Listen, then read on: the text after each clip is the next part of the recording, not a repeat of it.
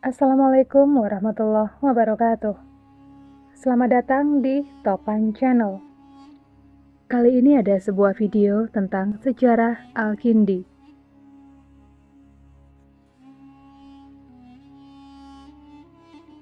Al-Kindi adalah seorang filsuf besar pertama Arab dan Islam. Nama lengkapnya adalah Abu Yusuf Ya'qub Ibnu Ishaq Ibnu Sobah Ibnu Imron Ibnu Ismail Ibnu Muhammad Ibnu Al-Ash'ad Ibnu Qais Al-Kindi. Nama Al-Kindi berasal dari nama salah satu suku Arab yang besar sebelum Islam, yaitu suku Kindah. Al-Kindi dilahirkan di Kufa sekitar tahun 185 Hijriah atau tahun 801 Masehi.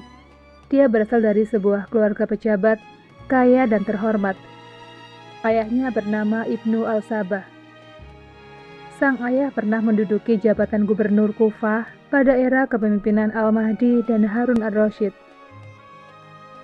Ayahnya meninggal ketika dia masih kanak-kanak, namun dia masih tetap memperoleh kesempatan untuk menuntut ilmu dengan baik. Kakeknya, Ash'ad bin Qais, dikenal sebagai salah seorang sahabat Nabi Muhammad SAW. Bila ditelusuri nasabnya, Al-Kindi merupakan keturunan Ya'rib bin Qotan yang berasal dari daerah Arab bagian selatan dan dikenal sebagai raja di wilayah Kindah. Al-Kindi hidup di era kejayaan Islam Baghdad di bawah kekuasaan dinasti Abbasiyah. Tidak kurang dari 5 periode khalifah telah dilaluinya, yaitu Al-Amin, Al-Ma'mun, Al-Mu'tasim, Al-Wasik, dan Mutawakil.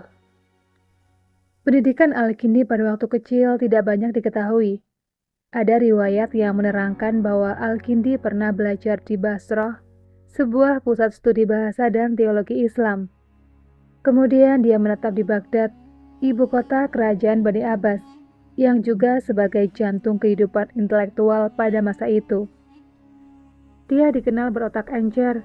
3 bahasa penting dikuasainya, yaitu bahasa Yunani, Suryani, dan bahasa Arab, sebuah kelebihan yang jarang dimiliki orang pada masa itu. Dia sangat tekun mempelajari berbagai disiplin ilmu.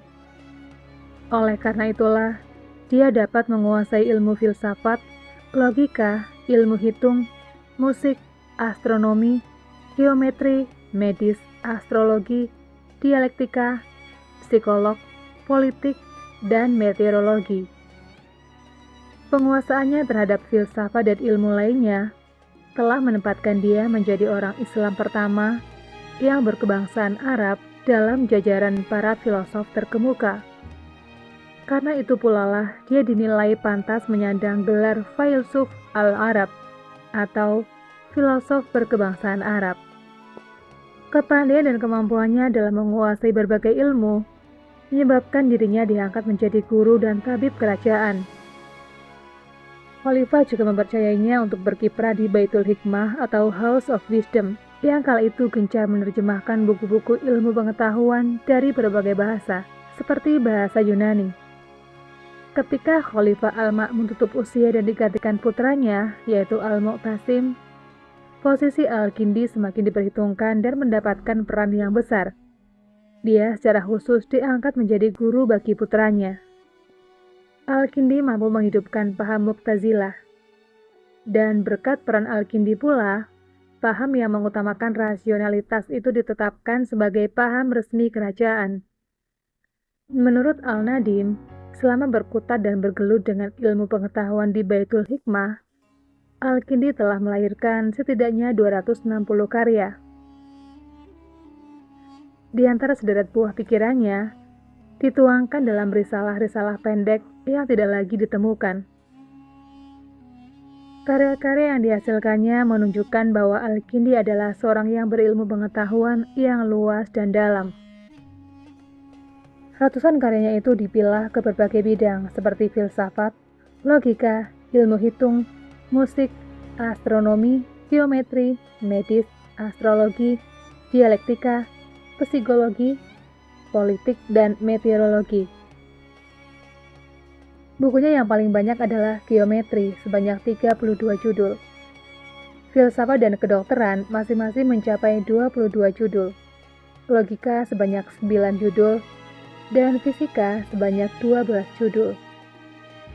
Buah pikir yang dihasilkannya begitu berpengaruh terhadap perkembangan peradaban barat pada abad pertengahan. Karya-karyanya diterjemahkan ke dalam bahasa Latin dan bahasa Eropa. Buku-buku itu tetap digunakan selama beberapa abad setelah dia meninggal dunia. Al-Kindi dikenal sebagai filosof Muslim pertama, karena dialah orang Islam pertama yang mendalami ilmu-ilmu filsafat. Hingga abad ke-7 Masehi, filsafat masih didominasi orang Kristen Suriah. Al-Kindi tak sekedar menerjemahkan karya-karya filsafat Yunani, namun dia juga menyimpulkan karya-karya filsafat Helenisme. Salah satu kontribusinya yang besar adalah menyelaraskan filsafat dan agama. Pada masa pemerintahan Al-Mutawakkil, khalifah yang mengakhiri masa kejayaan aliran Mu'tazilah, Al-Kindi mengalami nasib yang tidak menguntungkan. Dia dipecat dari berbagai jabatan yang dipercayakan kepadanya. Jabatannya sebagai guru besar di istana diambil alih oleh putra-putra Musa yang juga tergolong ilmuwan, walaupun tidak sepopuler Al-Kindi. Suatu ketika putra-putra Musa merampas perpustakaan Al-Kindiyah milik pribadi Al-Kindi. Tetapi pada akhirnya pustaka tersebut dikembalikan kepada Al-Kindi. Tentang kapan Al-Kindi meninggal, tidak ada satu keterangan pun yang pasti. Dalam buku Min Al-Kindi ila Ibnu Rushd mengatakan bahwa Mustafa Abdul Razik cenderung mengatakan tahun wafatnya adalah tahun 252 Hijriah, sedangkan Masignon menunjukkan tahun 260 Hijriah. Suatu pendapat yang juga diyakini oleh Henry Corbin dan Nelino. Sementara itu, Yakub Al-Himawi mengatakan bahwa Al-Kindi wafat sesudah dia berusia 80 tahun atau lebih. Al-Kindi selain seorang yang aktif terlibat dalam kegiatan penerjemahan buku-buku Yunani dan sekaligus dia melakukan koreksi serta perbaikan atas terjemahan orang lain, juga termasuk seorang yang kreatif dan produktif dalam kegiatan tulis-menulis. Tulisannya cukup banyak dalam berbagai disiplin ilmu. Akan tetapi, kebanyakan karya tulisnya telah hilang sehingga sulit menjelaskan berapa jumlah karya tulisnya. Namun sebagian dari risalah Al-Kindi yang hilang tersebut ditemukan kembali. Dalam ensiklopedia Islam disebutkan bahwa karya-karya Al-Kindi berjumlah 270 buah. Kebanyakan diantaranya risalah-risalah pendek dan banyak diantaranya yang sudah tidak ditemukan lagi. Melalui karya-karyanya, Al-Kindi dapat diketahui sebagai seorang yang berilmu pengetahuan yang luas dan dalam. Bahkan beberapa karya tulisnya telah diterjemahkan oleh Gerard Cremona ke dalam bahasa Latin yang sangat mempengaruhi pemikiran Eropa pada abad-abad pertengahan. Demikianlah sejarah singkat tentang sang filosof Arab bernama Al-Kindi. Buat kalian yang suka dengan channel ini, jangan lupa untuk menekan tombol subscribe-nya, tekan tombol loncengnya, supaya kalian tidak ketinggalan video terbaru dari channel ini. Sekian dulu video kali ini, jumpa lagi di video berikutnya. Assalamualaikum warahmatullahi wabarakatuh.